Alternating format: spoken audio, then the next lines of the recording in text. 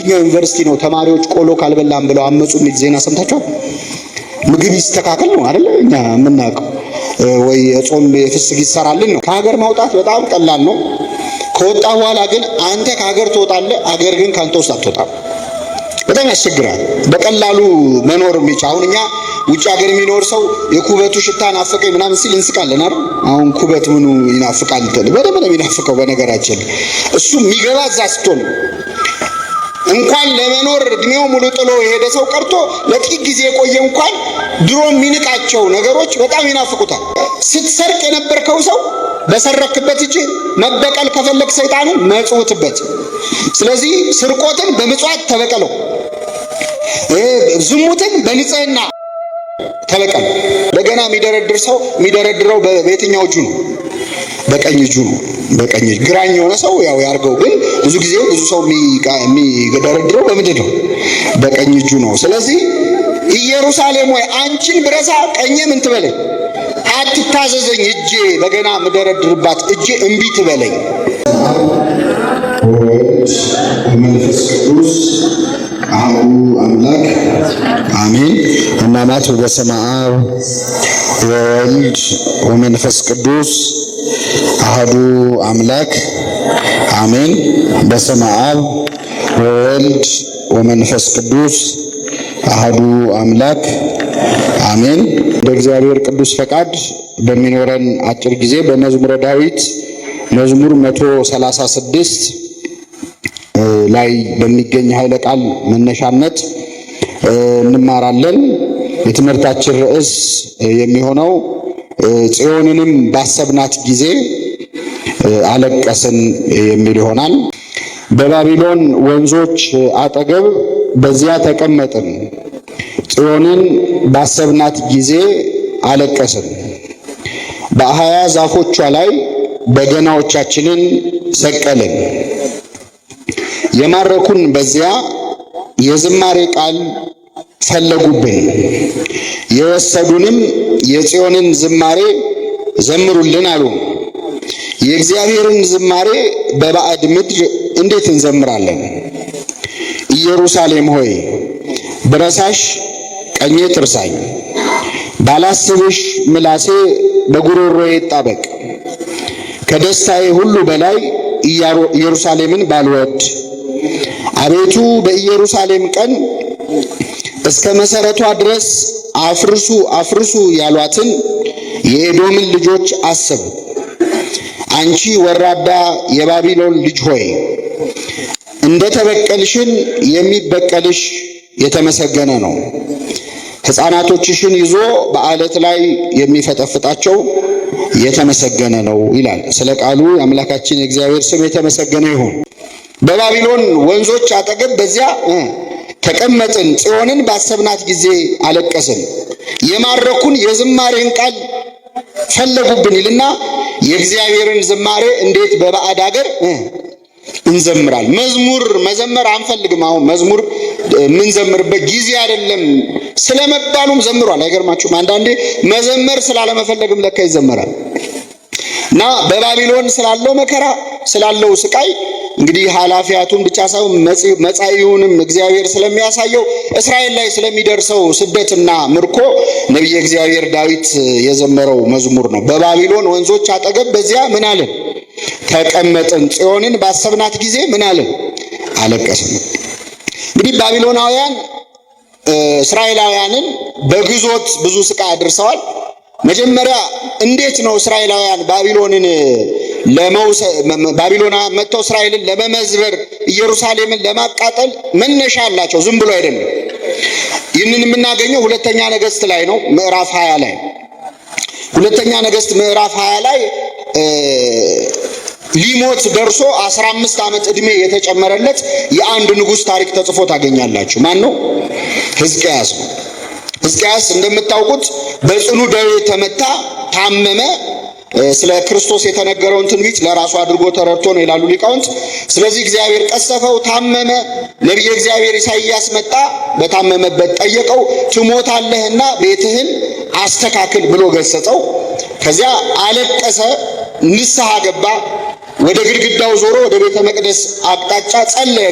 እግዚአብሔር ይቅር አለው ይላል። ከዚያ በኋላ መጥቶ ትሞታለህ ያለው ነቢይ ኢሳይያስ ተመልሶ መጣና 15 ዓመት እድሜ ጨምሬልሃለሁ አለው። ስንት ዓመት?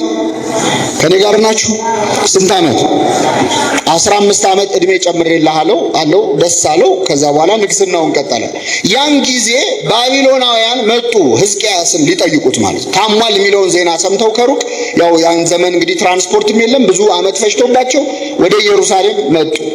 ነቢዩን ንጉሱን ሕዝቅያስን ጠየቁት። እንዴት ነህ አሉት። ሲያዩት እውነትም ጤነኛ ነው፣ ተሽሎታል። ሕዝቅያስ ግን ያን ጊዜ አንድ የማይሰራ ስህተት ሰራ። ምንድነው የሰራው?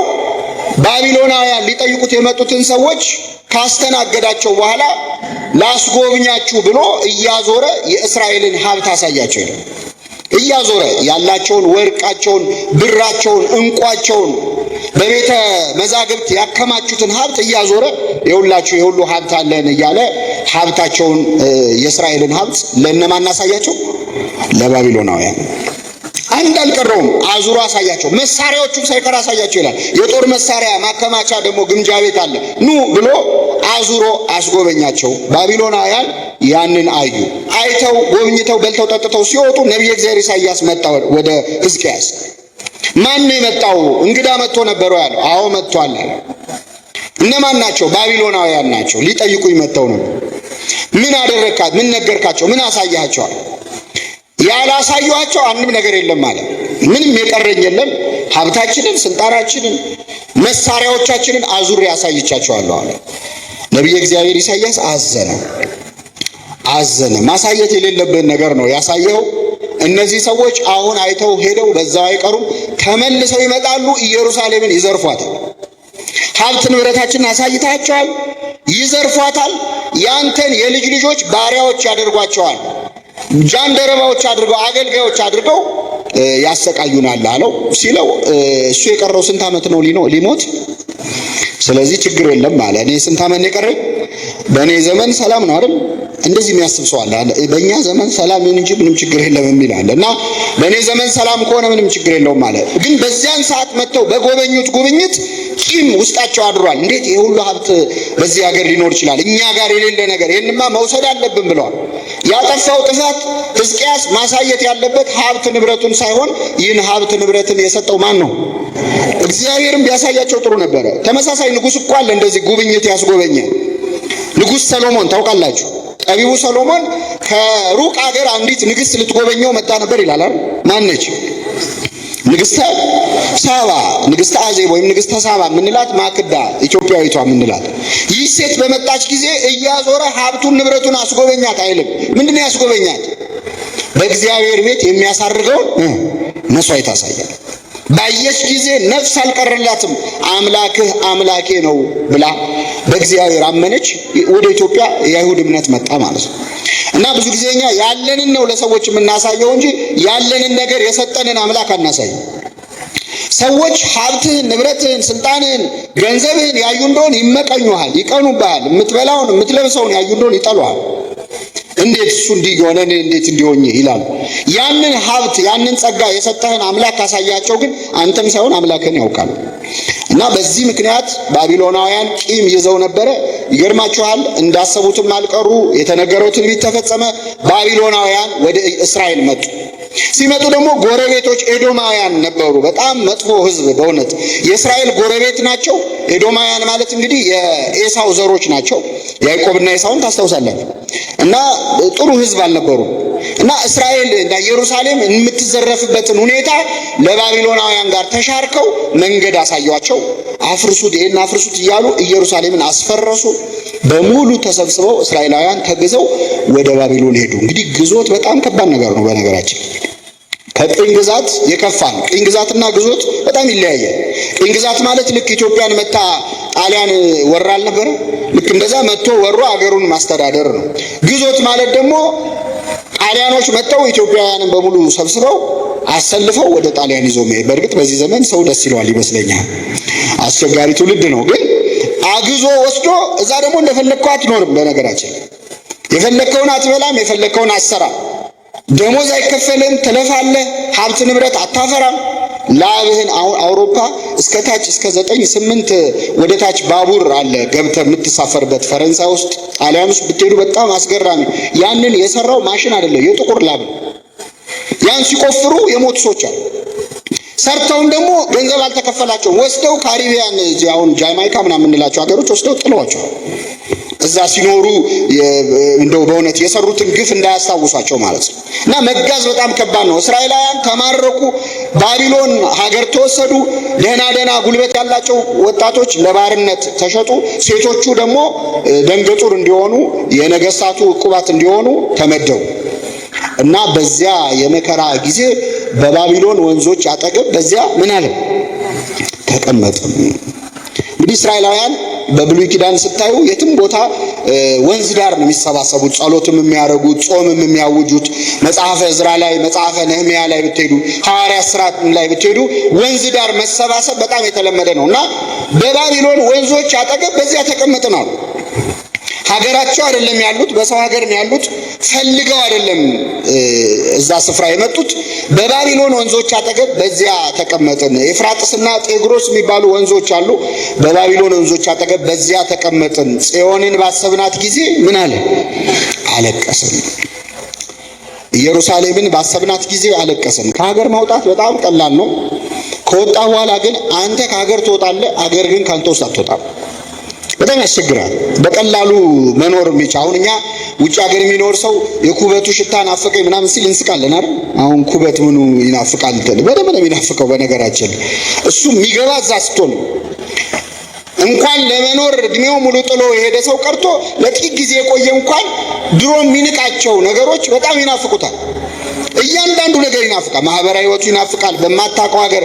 ከሀገሩ የሌለ በየትም የለም ይባል ከስርህ እንደመነቀል ያህል ስሜት አለው ባዶነት ስሜት አለው እና በባቢሎን ወንዞች አጠገብ በዚያ ተቀመጥን አዝነን ተቀመጥን ጽዮንን ባሰብናት ጊዜ ምን አለ አለቀስን ወደው አይደለም ሄዱት እንዲያልፍላቸው ሊነግዱ ሊሸጡ አይደለም ሄዱት ተገደው ነው ሄዱት ስለዚህ እዛ ሆነን ጽዮንን ባስታወስና ደግሞ ጽዮን ዝም ብላ ሀገር አይደለችም 24 ሰዓት ሰባተ እግዚአብሔር የሚደርስባት በሮቿ የማይዘጉ ምስጋና የማይቋረጥባት እግዚአብሔር የሚመለክባት የሚሰገድላት የተቀደሰች ሀገር ነች ስለዚህ በባቢሎን ወንዞች አጠገብ በዚያ ተቀመጥን ጽዮንን ባሰብናት ጊዜ አለቀስን የሚገርማችሁ ሀገራቸው እያሉ እኮ ጣዖት አምልኮ ሁሉ ቃቷቸው ነበር እግዚአብሔርን ትተው ሲንቁት ነበር ሲያስቀይሙት ነበር እግዚአብሔርን አሁን ግን ሰው ሀገር ሲሄዱ የናቁት ስብሐተ እግዚአብሔር ናፈቃቸው ስለዚህ ጽዮንን ባሰብናት ጊዜ አለቀስን በ20 ዛፎቿ ላይ በገናዎቻችንን ምን አለን ሰቀልን እንዚራቲነ ሰቀልና እንግዲህ በገና መሰንቆ ምስጋና የሚያቀርቡባቸው በጣም ወደ 400 የሚሆኑ መሰንቆና በገና ደርዳሪዎች ይሰለፉ ነበር ማህሌት ይቆም ነበር እና አሁን ግን በገናችንን በ20 ዛፎች ላይ ምን አለን ሰቀልን ምክንያቱም ከዚህ በኋላ ተመልሰን ወደ ሀገራችን ምን አንል አንገባም ተስፋ ቆረጡ ማለት ነው ሀገራችን መቼስ አንመለስም እንግዲህ የዜማ መሳሪያ ያለው ሰው ወልውሎ ቤቱ ነው በክብር የሚያስቀምጠው አይደል እነሱ ግን ዛፍ ላይ ሰቀል ነው ያገኘ መንገደኛ ይወሰደው ብለን በቃ በ20 ዛፎቿ ላይ መሰንቆቻችንን ሰቀልን የማረኩን በዚያ የዝማሬ ቃል ፈለጉብን ይላል ባቢሎናውያን ደግሞ አርፈው አልተቀመጡም እስቲ ዘምሩልን እባካችሁ እንስማችሁ ምስጋና ፈልገው አይደለም ልክ የተማረከ ሰው ያገርን ዘፈን ዝፈንልኝ ይባላል አይደል ስለዚህ ሊቀልዱባቸው ማለት ነው ከፍቷቸዋል ከሀገር ከቤት ንብረታቸው ወጥተዋል ከዘመዶቻቸው ተለያይተዋል ጭራሽ ደግሞ ዘምሩልን ይሏቸው መዝሙርና ሐዘን ደግሞ አብሮ አይሄድ መጽሐፈ ምሳሌ ምን ይላል ላዘነ ሰው ዝማሬ ማለት ይላል ከበረደው ሰው ላይ ልብስ እንደመግፈፍ ነው ወይም ደግሞ ቁስል ላለበት ሰው ቆምጣጣ ነገር መጻጻ ነገር እንደማፍሰስ ነው ባዘነ ሰዓት ሰው መዘመር አምሮ ደስ የሚለው ቢኖር ምን ይበል ያዘነ ቢኖር ይጸልይ ነው የሚለው ስለዚህ ሐዘን ላይ ነን ምስጋና አላማራቸው እነሱ ግን እስቲ ዘምሩልን ባካችሁ እያሉ ሊዘብቱባቸው ሊቀልዱባቸው ባህላዊ ትርኢት ነው የኛ ማህሌት የኛ ወረብ የኛ ምስጋና እኮ በሌላ ሀገር አይን ሲታይ ባህላዊ ጭፈራ ነው ታውቃላችሁ መጥተው አይተን ሄድን በኢትዮጵያን ካልቸራል ዳንስ ምናምን ነው የሚሉት እኮ ያንተ ማህሌት ምስጋና በጭፈራውና በመዝሙሩ መሃል ያለው ልዩነት የሚገባን እኛ ነን ሌሎች አይገባቸው ስለዚህ ባቢሎናውያን ባለፈው መተው እስራኤልን የጎበኙ ጊዜ ያዩትን ጭፈራ አስታውሰዋል፣ ዝማሬ አስታውሰዋል። እና እስቲ ዘምሩልን ባካችሁ እንዝናና። መዝሙር መዝናኛ ነው አይደለም። እና የተከፉትን የእስራኤል ሰዎች ዘምሩልን አሉን። የጽዮንን ዝማሬ ዘምሩልን አሉን። የእግዚአብሔርን ዝማሬ እንዴት በባዕድ ምድር እንዘምራለን? አገሩ መለየቱ ብቻ አይደለም፣ እግዚአብሔር በሁሉ የሞላ አምላክ ነው። ግን ባቢሎን ማለት ጣዖት የሚመለክባት ሀገር ነች። ለጣዖት መስዋዕት የሚቀርብ ሕፃናት ሳይቀር እየታረዱ ለጣዖት የሚሰውባት ሀገር ነች። የእግዚአብሔርን ዝማሬ እንዴት በባዕድ ምድር እንዘምራለን ካለ በኋላ ኢየሩሳሌም ሆይ ብረሳሽ፣ እስኪ በሉ ኢየሩሳሌም ሆይ ብረሳሽ ምን ትርሳኝ? ቀኜ ትርሳኝ። እንግዲህ በገና ደርዳሪዎች ናቸው ይህን የሚናገሩት። በገና የሚደረድር ሰው የሚደረድረው በየትኛው እጁ ነው? በቀኝ እጁ ነው። በቀኝ እጁ። ግራኝ የሆነ ሰው ያው ያርገው፣ ግን ብዙ ጊዜ ብዙ ሰው የሚደረድረው በምንድን ነው? በቀኝ እጁ ነው። ስለዚህ ኢየሩሳሌም ሆይ አንቺን ብረሳ ቀኜ ምን ትበለኝ? አትታዘዘኝ። እጄ በገና ምደረድርባት እጄ እምቢ ትበለኝ። ባላስብሽም ምላሴ በጉሮሬ በትናጋ ይጣበቅ። በላይኛው የአፌ ላይኛው ክፍል ከሱ ጋር ይጣበቅ ጉሮሬ። አንቺን ከረሳው መናገር ያቅተኝ፣ መዝሙር ማውጣት ያቅተኝ። ትልቁ ጭንቀት ምን መሰላችሁ? ባቢሎን መማረክ አንዱ ኢየሩሳሌምን ያስረሳል። የስደት የምርኮ ክፋቱ ምንድነው? ሀገሬን ትረሳል። የሚገርማችሁ በጣም ብዙዎቹ እስራኤላውያን ባቢሎን ከሄዱ በኋላ በቃ ተማርከው ከሄዱ በኋላ ሀገሬ ነው ብለው እዛው ኖረው ወልደው ተዋልደው የኖሩ ሁሉ አሉ። በኋላ እንደውም ወደ ሀገራችሁ ልመልሳችሁ ሲላቸው እግዚአብሔር አንፈልግም፣ እኛ ሀገራችን እንደው ተዋልደናል፣ ከዚህ በኋላ አንሄድም። ተረፈ ኤርምያስ ላይ ስታነቡ በጣም አስቸግረዋል። ስለዚህ ኢየሩሳሌም ሆይ ብረሳሽ ቀኜ ትርሳኛ፣ ቀኜ እጅ የምዘምርባት በገና የምደረድርባት እጄ ትርሳኝ። ባላስብሽ ምላሴ ከትናጋዬ ይጣበቃል። ብዙዎቹ እንዳይረሱ እንደው የሚፈሩ ነበር። ሰለስቱ ደቂቅን ታስታውሳላችሁ? ሰለስቱ ደቂቅ አናንያ፣ አዛርያ፣ ሚሳኤልን አመጧቸውና መጀመሪያ ስራቸው ስማቸውን ቀየሯቸው። ሲድራቅ፣ ሚዳቅ፣ ሚሳቅ፣ አብደነ ገብረ ዳጎን ማለት ነው። የዳጎን ባሪያ ማለት ነው። ስማቸውን በጣዖት ስም ሰየሟቸው። ስማቸውን ቀየሯቸው። ከዚያስ ደናዎቹን ከእስራኤላውያን የነገስታት ዘር የሆኑትን መልከ መልካሞቹን እንደው ሮያል ፋሚሊ ሊባሉ የሚችሉትን እንደው ህዝቡን ሊያነሳሱ የሚችሉትን ሰብስበው ቤተ መንግስት ወሰዱና ዶርም አዘጋጅተው የተማሪዎች ማደሪያ የአገሪቱን ቋንቋ ያስተምሯቸው ጀመር ይላል። ዓላማው ምንድነው? ጥሩ ከበሉ ጥሩ ከጠጡ የህዝቡ መከራና ስቃይ ምን አይላቸው አይሰማቸው። ከዛ ደግሞ ቋንቋውን ከለመዱ ከለዳዊ ይሆናሉ፣ ባቢሎናዊ ይሆናሉ። አናንያ፣ አዛርያ፣ ሚሳኤል ግን ምን አሉ? ይህንን እንጂ ስጋ እየበላን ጮማ እየቆረጥን የህዝባችንን መከራ ልናስብ አምላካችንን ልናስብ አንችልም። ስለዚህ ቆሎ እንብላ ይፈቀድልን ብለው እኔ የትኛው ዩኒቨርሲቲ ነው ተማሪዎች ቆሎ ካልበላን ብለው አመጹ የሚል ዜና ሰምታችኋል? ምግብ ይስተካከል ነው አይደል? እኛ የምናውቀው ወይ የጾም የፍስግ ይሰራልን ነው። እነሱ ግን ቆሎ እንብላ። ለምንድን ነው ቆሎ መብላት የፈለጉት? ኢየሩሳሌምን ምን እንዳይሏል እንዳይረሷ። እስቲ ከኔ ጋር በሉ ኢየሩሳሌም ሆይ ብረሳሽ ቀኜ ትርሳኝ። ጠግበን እንዳንረሳት ኢየሩሳሌምን ምግብ ባንበላ ይሻለናል ብለዋል። እና ለዚህ ነው ኢየሩሳሌም ሆይ ብረሳሽ ቀኜ ትርሳኝ፣ ባላስብሽ ምላሴ በጉሮሮ ይጣበቂልና ከደስታዬ ሁሉ በላይ ኢየሩሳሌምን ባላስብ ይላል። ይህ ማለት ደግሞ ሲመቸኝ፣ ባቢሎን የሰው ሀገር ቢሆንም አንዳንዴ ይመቻል። የተሻለ ምግብ ታገኛለህ፣ የተሻለ ልብስ ታገኛለህ፣ የተሻለ መኝታ ታገኛለህ። በጣም ስትደላደል ሲመቻችልህ የዛን ጊዜ ኢየሩሳሌምን ትረሳታለህ። ስለዚህ ነቢየ እግዚአብሔር ዳዊት በዚህ መዝሙሩ ምንድን ነው ያለው? ባላስብሽ ካለ በኋላ ከደስታዬ ሁሉ በላይ የባቢሎን ድሎት የባቢሎን ምቾት እንዳያስረሳው ፈርቶ እኮ ነው ከደስታዬ ሁሉ በላይ ኢየሩሳሌምን ባላስብ አለ። የመጨረሻው ቃል ምን ይላል? አቤቱ በኢየሩሳሌም ቀን እስከ መሰረቷ ድረስ አፍርሱ አፍርሱ ያሏትን የኤዶምን ልጆች አስብ ይላል። የምን ልጆች? የኤዶም ልጆች። ቅድም ብለናል አይደል? ኤዶማውያን ማለት ባቢሎናውያን መጥተው ኢየሩሳሌምን እንዲያፈርሱ ምን ያሉ ናቸው? የረዱ ናቸው። እና ክፋታቸው መንገድ አሳይተው ኑ ኢየሩሳሌምን አፍርሱ። እንደዚህ ባንዳ አለ የሚያስጠቃም ውስጥ ሆኖ ከውጪ ሰው እንደሚያስገባ ሰው አለ። እና እየመሩ መንገድ እየመሩ ወስደው አሳዩ ኢየሩሳሌም። ከዛ ደግሞ በደንብ አፍርሱት፣ መፍረሷን ብቻ ሳይሆን እስከ መሰረቷ ድረስ አፍርሱ እያሉ በጣም ይገርማቸዋል። ተነቅላ እንድትፈርስ ያደረጉት ኤዶማውያን ናቸው። ስለዚህ ነቢየ እግዚአብሔር ዳዊት ምን አለ? አቤቱ በኢየሩሳሌም ቀን አለ። ኢየሩሳሌም በምትፈርስ ቀን። ይሄ ትንቢት እየተነገረ ያለው ቀድሞ ነው ወይስ በኋላ ነው? ቀድሞ ነው አይደለ? እየታየው ነው። በኢየሩሳሌም ቀን አለ። ኢየሩሳሌም በምትፈርስበት ቀን እስከ መሰረቷ ድረስ አፍርሱ አፍርሱ ያሏትን የኤዶምን ልጆች አስባቸው፣ እንዳትረሳባቸው ይህን ስራቸው። ከዛ የመጨረሻው ቃል አንቺ ወራዳ የባቢሎን ልጅ ሆይ ስለተበቀልሽን የሚበቀልሽ የተመሰገነ ነው። እንግዲህ ዳዊት እየታየው ነው ኢየሩሳሌም ላይ የሚደርሰው ስቃይ። መጥተው ሀገሩን አፍርሶ ህዝቡን አግዞ መሄድ ብቻ ያላረጉት ግፍ የለም። አረጋውያንን መሄድ የማይችሉትን ገለዋቸዋል፣ አርደዋቸው። አገር ቤትም ሄደው አይጠቅሙንም ብለው የእስራኤል ሽማግሌዎች ገለዋቸው።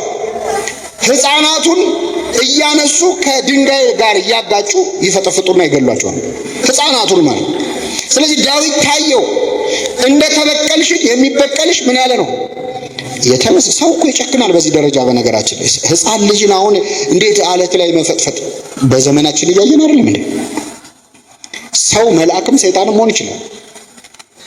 ፍጹም መልአካዊ ባህሪ ያለው ሰይጣናዊ ባህሪም አለው። የትኛውን ነው አክቲቭ የሚያደርገው? እንዳኗኗሩ ሰይጣን የሰፈረበት ሰው፣ መንፈስ እግዚአብሔር የራቀው ሰው ይጨክናል። ለጆሮ የሚቀፉ ነገሮች ያደርጋል። ሰው ምንም አይመስለው። አራት ሴት በተኛችበት ሄደው ሆዷን እስከ መቅደድ የሚጨክኑ ሰዎች አሉ። ባቢሎናውያን እስራኤል ላይ ይህን አይነት ግፍ ፈጸሙ።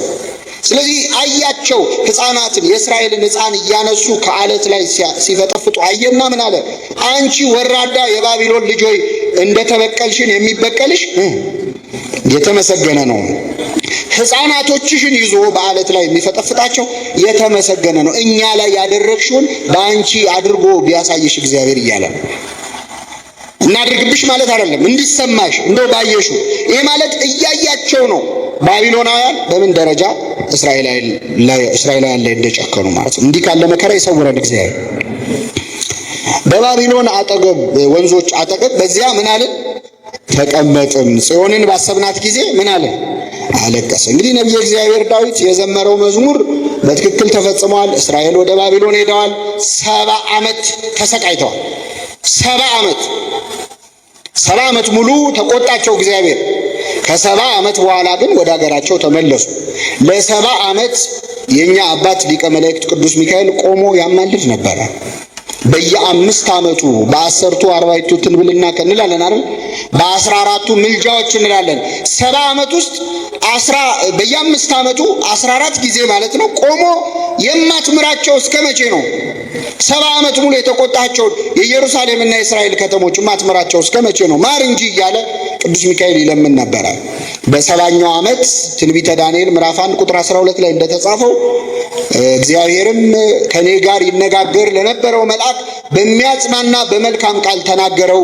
ወደ ኢየሩሳሌም በምህረት ተመልሻለሁ፣ ሕዝቤ ወደ ሀገሩ ይመለሳል፣ ቤተ መቅደሱ ድጋሚ ይሰራል። ስለዚህ ትንቢት የተፈጸመ ትንቢት ነው።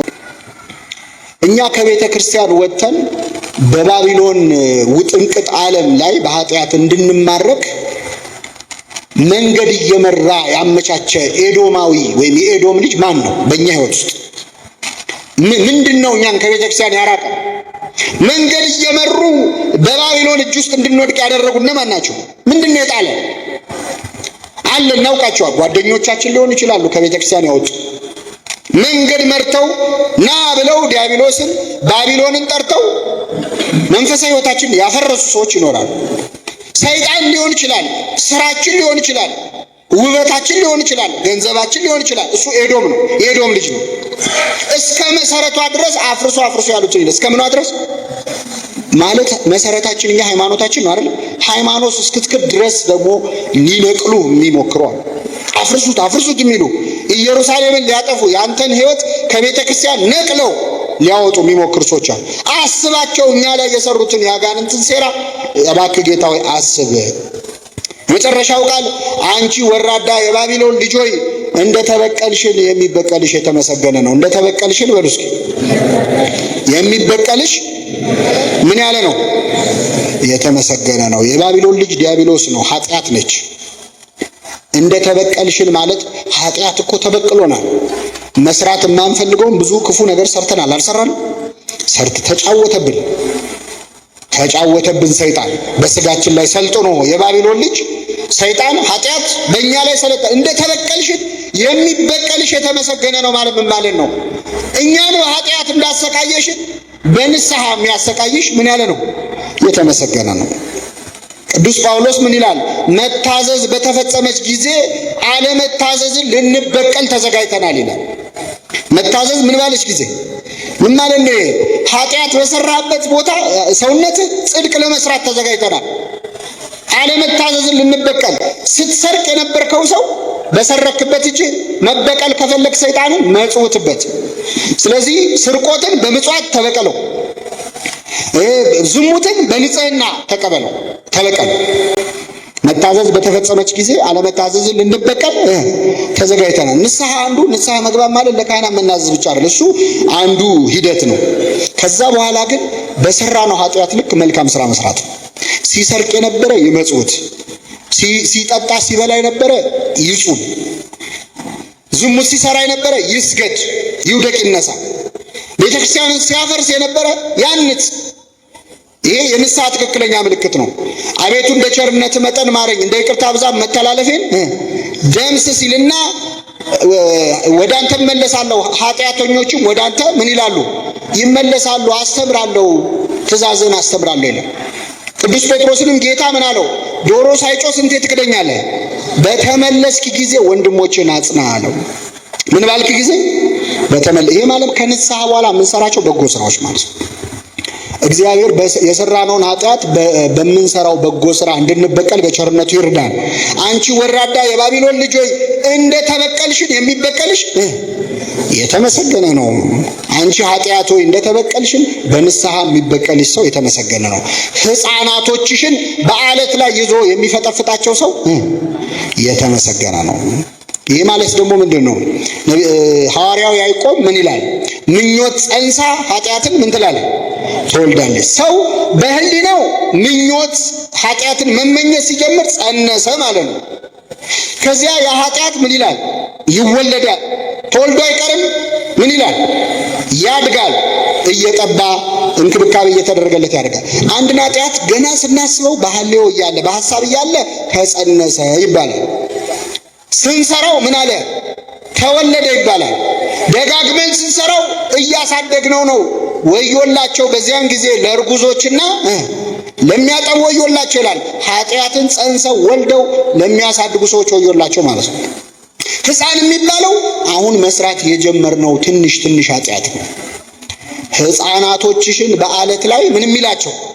የሚፈጠፍጣቸው ሕፃን ኃጢአቶቻችንን ልንሰራ ያሰብናቸው ከሐሳብነት አልፈው ተወልደው ሕፃን የሆኑ ኃጢአቶቻችንን በአለት ላይ ለመፈጥፈጥ ያብቃል። አለቱ ማን ነው ካላችሁ አንደኛ ቆሮንቶስ ምዕራፍ 10 ከቁጥር 1 ላይ በመንገድም ሲሄዱ ሲከተላቸው ከነበረው ከዚያ አለት ጠጥተው ነበር። ያም አለት ማን ነበረ? ክርስቶስ ነበረ ነው። ስለዚህ ኃጢአታችንን በስጋ ወደሙ ላይ ንስሐ ገብተን ተበቅለን በስጋ ወደሙ ላይ ለመፈጥፈት ለማጥፋት የኃጢአትን ኃይል ድል ለመንሳት እግዚአብሔር በቸርነቱ ይርዳን። የሰማነውን በልቡናችን ያሳድርብን።